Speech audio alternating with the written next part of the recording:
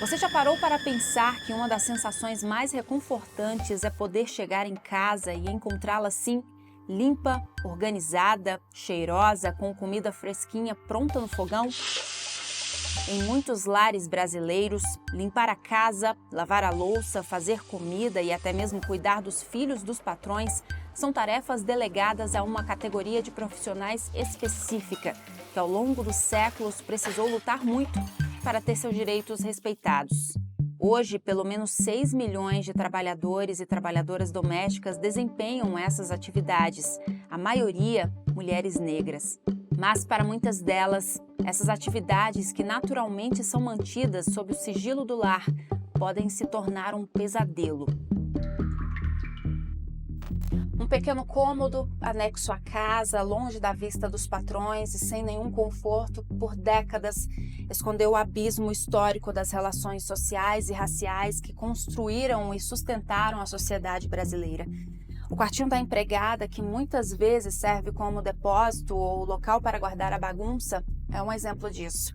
Embora não pareça, a senzala ainda existe. Está mais perto do que você imagina. Uma pessoa que fica 30, 40, 50 anos dentro da casa sem ter nenhum acesso ao mundo, a pessoa não vive, a pessoa tem a vida roubada. Eu não tive infância, sempre tive uma vida muito difícil.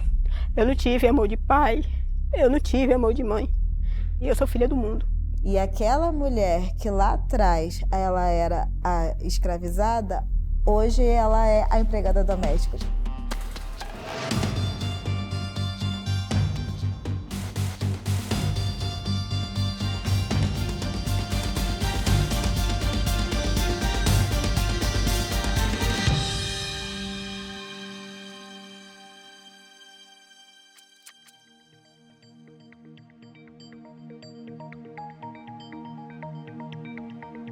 O trabalho doméstico, como ele se apresenta hoje, de precarização, de invisibilização, desvalorização, e que tem na ponta extrema o crime do trabalho doméstico análogo à escravidão, ele remonta ao período colonial escravocrata.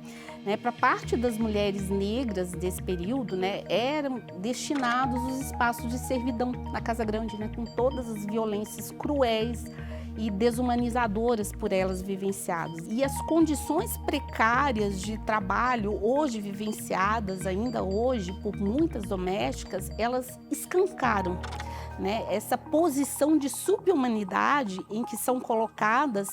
Então, revelam aquilo que os historiadores falam de uma abolição inconclusa, de um arcaico residual, de um pós-abolição, na permanência ainda na sociedade de um ideário colonial, de um racismo estrutural e de um classismo que acabam estruturando as desigualdades na nossa sociedade. Até a Preta Rara ela fala do quartinho de empregada, que é a senzala moderna,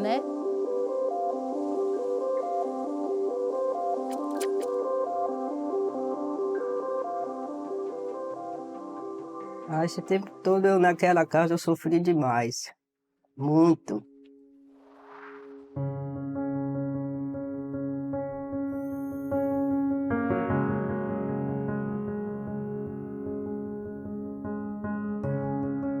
Eu fiquei trabalhando nessa casa, eu fiquei lá 50 anos nessa casa. Não tinha férias, não tinha 13º, não tinha nada. Eu levantava às 5 horas da manhã. Aí eu começava a fazer, botava lá a mesa, depois eu ia lá para o fundo ou para frente, raspar, pegar folha, botar dentro do saco. Meus pés lá eram todos rachados, não fazia unha. Até abril de 2013, antes da aprovação da Emenda Constitucional 72, conhecida como PEC das Domésticas, muitos desses profissionais trabalhavam em casas de família sem contrato de emprego ou registro formal na carteira de trabalho. Mas apesar da regulamentação, não são raros os casos de pessoas vítimas de condições degradantes de trabalho, jornadas exaustivas, atividades forçadas sob ameaças, intimidação, violência e privação da liberdade. O caso de Valdirene também é um deles. Fui privada de tudo. Fui privada de ir à escola, não tive direito a brincar, entendeu? Foi só ali, só trabalhar. Sempre falo, eu não curti a minha infância, por conta da exploração do trabalho.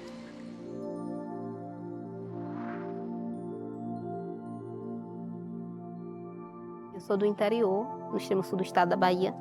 Eu nasci numa cidade conhecida como Mascote. Quando eu estava por volta dos meus 8 anos, minha mãe sempre trabalhou na zona rural. Era plantação de cana, cacau, essas coisas. E aí meu pai vendeu essas terras. Por conta disso, a gente migrou da zona rural e fomos para a zona urbana. E aí meu pai viajou, botou a gente na casa de uma tia, e nisso meu pai foi e não voltou mais. Então minha mãe não tinha noção nenhuma, sozinha com 5 filhos. Então ela pegou cada filho e colocou em uma casa. E lá dizia que ela levava a gente para brincar, mas na verdade a gente não brincava. Eu nunca soube que era brincar com boneca, nunca soube. Eu ia cuidar dos afazeres da casa. Foi daí que começou a minha trajetória. Eu tinha 8 anos. Não é exagero a gente dizer que as pessoas vítimas do crime de trabalho doméstico análogo à escravidão, em geral, têm grande parte de suas vidas roubadas. E há correntes invisíveis que estão entremeadas ali na questão do afeto, como um mecanismo de controle. Tudo isso calcado na questão da gratidão e coloca essas mulheres numa condição de subalternidade, porque ela também, né, muitas vezes não se vê como detentora de direitos, ela não consegue se enxergar. Por quê? Porque elas viveram grande parte, né, se não a vida toda, no seio dessa família. Elas perderam as referências de uma vida social sadia, tiveram laços familiares primários rompidos, já com tenridade na infância, né? São roubados vários dos seus direitos fundamentais, são roubados sonhos, direito à educação, direito à convivência social sadia, são privadas de um direito fundamental de desenvolver as suas próprias potencialidades. Então, por isso, esse tipo de trabalho escravo doméstico, ele é muito cruel. O perfil dessas pessoas do trabalho doméstico já é um perfil de pessoas de alta vulnerabilidade. Em geral são mulheres negras de baixa ou nenhuma escolaridade, de muita pobreza. Tem meninas que vêm do interior, tem meninas que são das capitais, mas a grande maioria muito vulnerável e muito pobre. Muitos têm aquela narrativa, mas eu atirei de uma situação de muita pobreza, de que a família e ela passavam fome. Na verdade, eu estou fazendo caridade, eu estou dando para ela um prato de comida e um lugar para morar. Assim, a ideia, né, quando eles falou, era botar na escola. Que ia me colocar na escola, ia ficar lá brincando com as crianças, ia me dar escola e comida, né? Tanto é que hoje a gente fala que os relatos que a gente acompanha as trabalhadoras domésticas, todas elas, se vocês analisar, os relatos sempre são os mesmos. Era roupa usada e sobra de comida. A senhora aprendeu a ler e a escrever? Não, eu sei só escrever só meu nome, agora o resto das coisas eu não sei não. Porque eu não sei, porque eu não fui para a escola, por isso.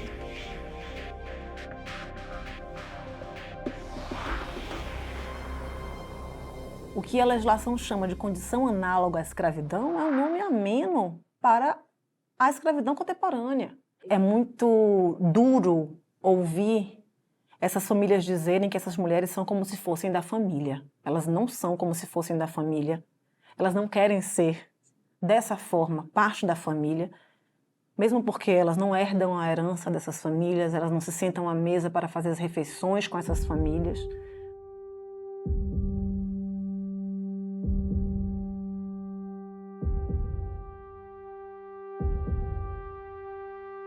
No ano passado, 2022, aqui na Bahia, foi o estado que mais resgatou trabalhadoras domésticas no Brasil. Foram 13 trabalhadoras resgatadas aqui, mas teve resgate aqui no ano passado também de trabalhador e nesse ano de 2023 também resgatamos trabalhador.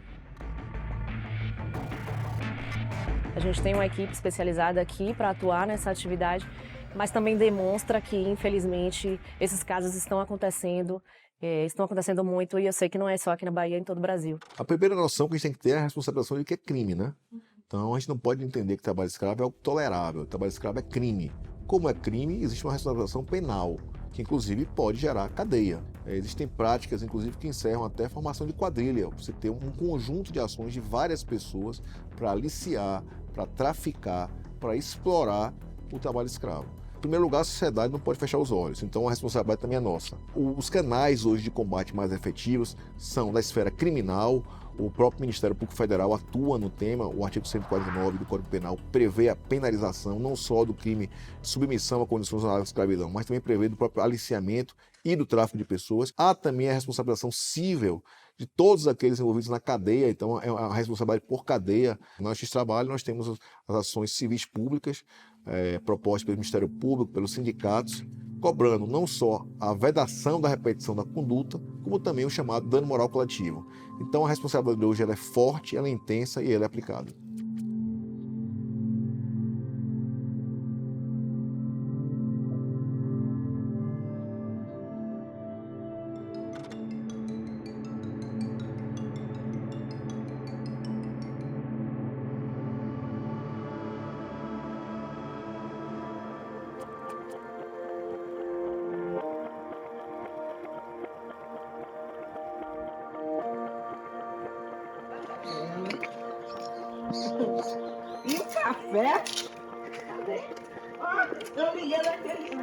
Os resgates são feitos em situações bastante distintas, né? Uma situação da outra. É uma família, é uma trabalhadora, então as particularidades são imensas. Na fiscalização, a gente forma uma equipe, segue e conversa com todos os vizinhos, com todas as pessoas ao redor, com todas as pessoas da família, do empregador e da trabalhadora.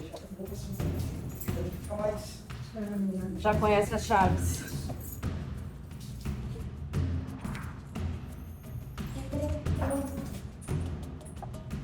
A gente tenta conversar com todo mundo para a gente formar uma história mais perto possível da realidade e conseguir aplicar o que a legislação prevê. E salário, você já recebeu alguma vez salário? Você nunca recebeu, mas ele já mandou para sua mãe alguma coisa, é isso? Você já conversou com sua mãe para confirmar que ele manda? Quanto é que ele manda, você sabe?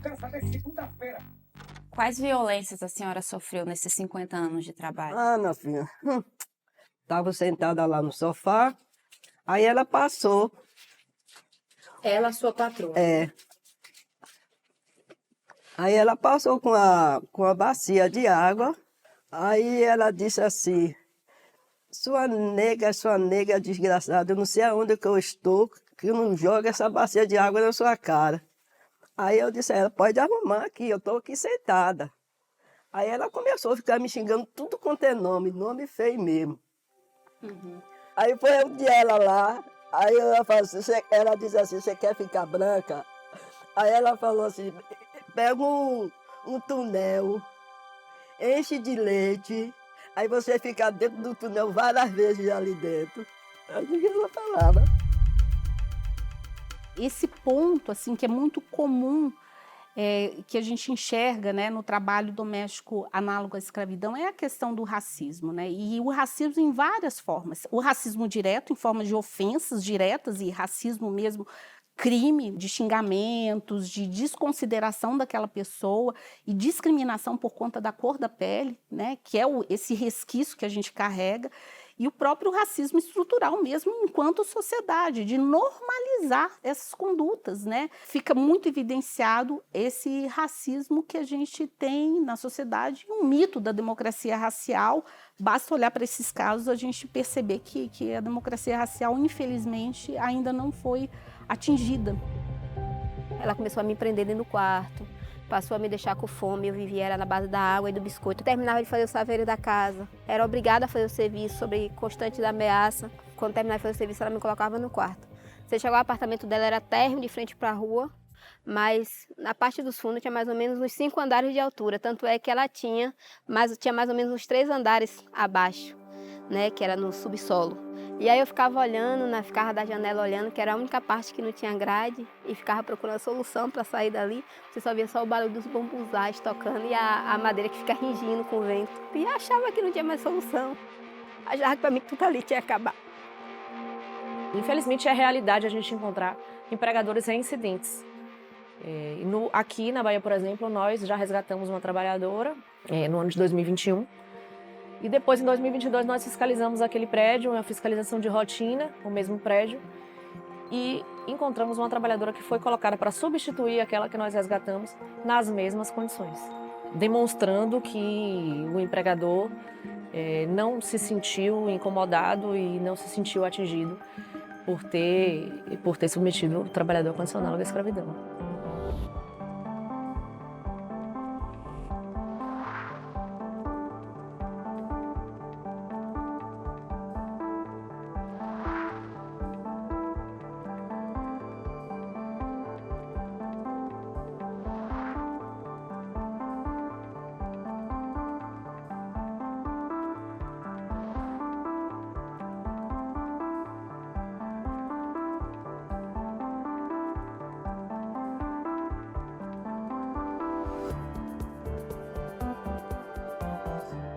Infelizmente, a realidade é pouquíssimas condenações por submeter trabalhador à condição análoga à escravidão, e quando há condenação, há conversão em pena alternativa, em medida alternativa. Os casos que a gente tem de prisão, efetivamente, são as prisões em flagrante, que é muito difícil na atividade doméstica. Eu acho que a legislação precisa avançar e que tenha também uma punição muito forte para o empregador.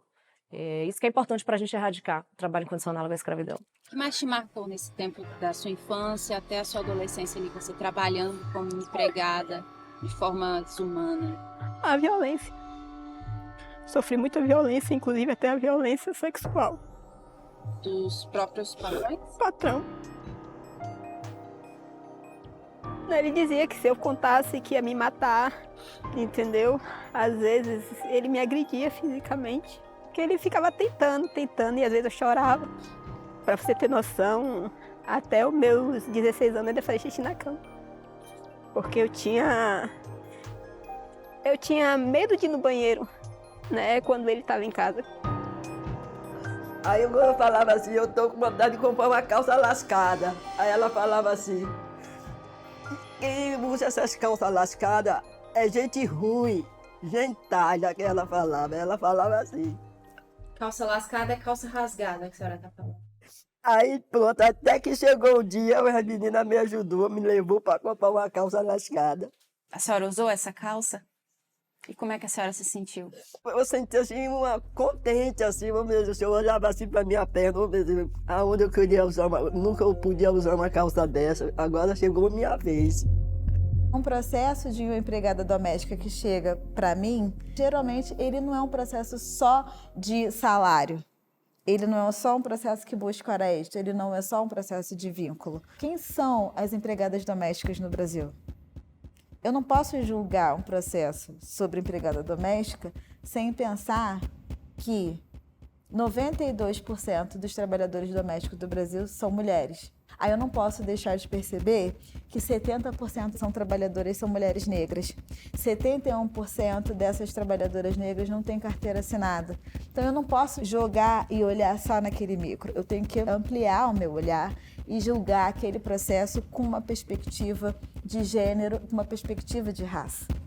Eu percebo que muito raramente as pessoas param para se perguntar, por exemplo, quanto tempo, quantas horas por dia uma empregada doméstica fica em pé.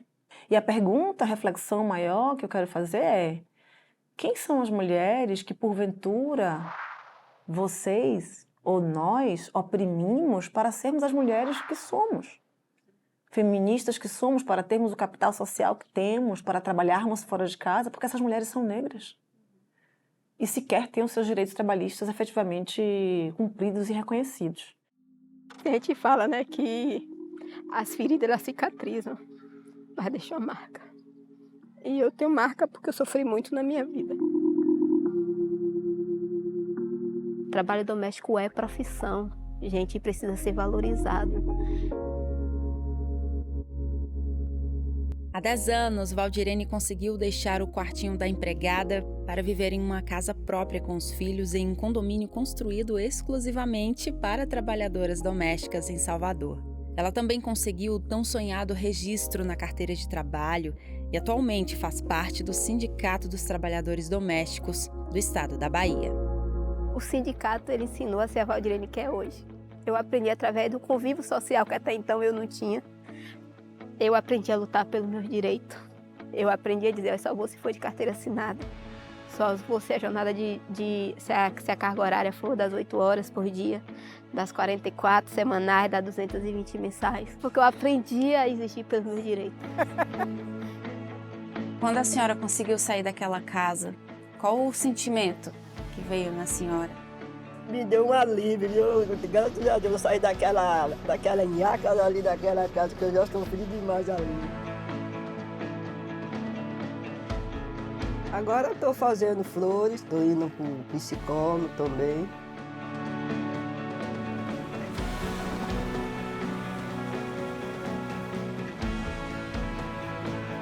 Agora meu sonho é ter minha casa mesmo para me ficar, para me morar. E viver minha vida, né? Meus amigos, todos eles que me deu ajuda. Pronto. passear. A senhora quer voltar a trabalhar como empregada doméstica? Eu não. Quero mais não. Chega. Tudo é em Deus, né? Tudo eu rezo, peço a Deus para eu ficar tudo em paz, não ter mais confusão comigo.